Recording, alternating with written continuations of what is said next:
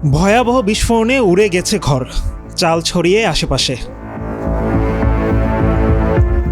প্রাণ হারিয়েছেন এক ব্যক্তি, আহত আরও 2।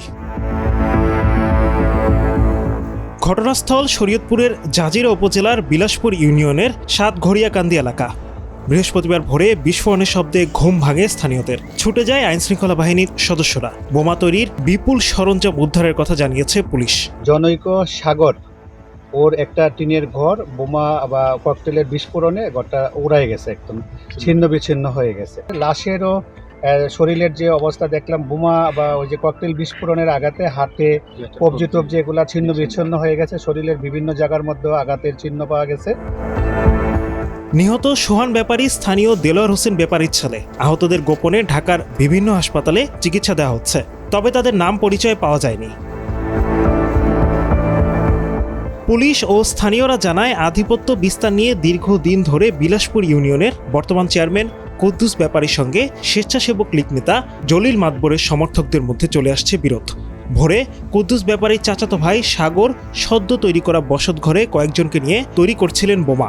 বিস্ফোরণের পর সোহানের মরদেহ পাশের পেঁয়াজ খেতে রেখে পালিয়ে যান সহযোগীরা। 11:10 বাজে নাইলো, ভাত খাইলো, গেল গেলাম বলে কি লেগাইছ, পুলিশ গাড়ি যায়। হে যে বাবাকে আর কিছু কইতে না বাবা। আমি নাসির বাহারি আমার বাইরে মারছে, আর নাসির বাহারি এইটা করছে, নাসির বাহারি দল বলে করছে না। কোনো বম ভিতরে থেকে ফোটে নেই, ওরা ঘর ভাঙ্গা বমের বালতি থুইয়া হেপর আটকাই দিয়ে ওরা এই কাজ করছে। সাইরো দাদা সব মানুষজন লইয়া। আহতদের নাম পরিচয় শনাক্তে চলছে গোয়েন্দা তৎপরতা। তদন্ত করে জড়িতদের বিরুদ্ধে ব্যবস্থা নেওয়ার কথা জানিয়েছেন শরীয়তপুরের অতিরিক্ত পুলিশ সুপার। যেহেতু এখানে একটা ডিমান্ড ওরা তৈরি করছে যে আতঙ্ক ক্রিয়েট করতে পারলে, বোঝা যাচ্ছে যে এখানে আতঙ্কের মাধ্যমে তারা স্থানীয় জনগণের হয়তো কারো না কারো বেনিফিট হচ্ছে। আসলে আমাদেরকে খুঁজে বের করতে হবে যে এই বোমা তৈরির ক্ষেত্রে কারা আসলে বেসিক্যালি বেশি বেনিফিট হচ্ছে, এই উৎস যোগানদাতা কারা হচ্ছে বোমার ম্যাটেরিয়ালগুলো তৈরি করতেছে কারখানা। সেটা প্রাথমিকভাবে যেটা মনে হচ্ছে যে ইনিশিয়ালি আমরা যেটা জানতে পেরেছি যে এই এলাকার অধিকাংশ লোকজনই নাকি এই বিষয়টা জানে, কিভাবে তাদেরকে বোমা সরঞ্জাম পেলে তারা বানাইতে পারে।